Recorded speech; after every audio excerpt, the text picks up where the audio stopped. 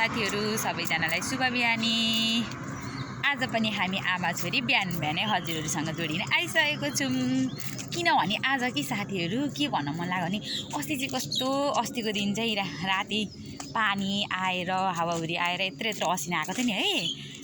अब त्यस्तो मौसम थियो नि, मौसमसँग भन्न त भनिन्छ नि त प्रकृतिसँग कसको पो के लाग्छ र भनेर। तर आज चाहिँ खुसी लागिरहेको रहेछ पुरा। हामी उठ्दा त बिहान त होइन, हिजो नि घाम लागेको थिएन, पानी पानी पानी सिम पानी परेर। तर आज चाहिँ भने चाहिँ खुसी लागिरहेको क्या साथीहरू। अब देखाउँ भने पनि अलिअलि चाहिँ गइसकेको छ, हल्का हल्का मात्रै बाँकी छ। हेर्नुहोस् है, यो चाहिँ हाम्रो विराट चोक हो है, विराट चोकको नजारा। यहाँ अलि मात्रै देखिँदैछ, यस्तो हल्का हल्का हल्का मात्रै देखिँदैछ है।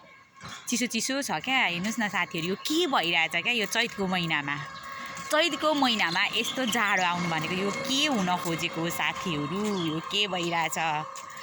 एउटा भन्थ्यो नि अस्ति चुनाव आउनुभन्दा अगाडि, होइन यो के भइरहेछ भन्ने एउटा ट्रोल थियो नि, हो त्यस्तै यो के भइरहेछ। हेर्नुहोस् त है साथीहरू, खुसी लागिरहेछ क्या जाडो। अब हामीहरूले अब फाइनल्ली लुगा त हामीहरूले अब थन्काइसक्यौँ नि त जाडोको सिरकहरू। तर अब यस्तो चिसो छ, त्यो मङ्सिर पुसको जाडो जस्तो छ चिसो, कस्तो छ क्या चिसो। खुसी लागेर कस्तो भन्नाले फेरि त्यो आगो फुक्ने खालको चाहिँ होइन है साथीहरू। फेरि कस्तो भन्नु होला।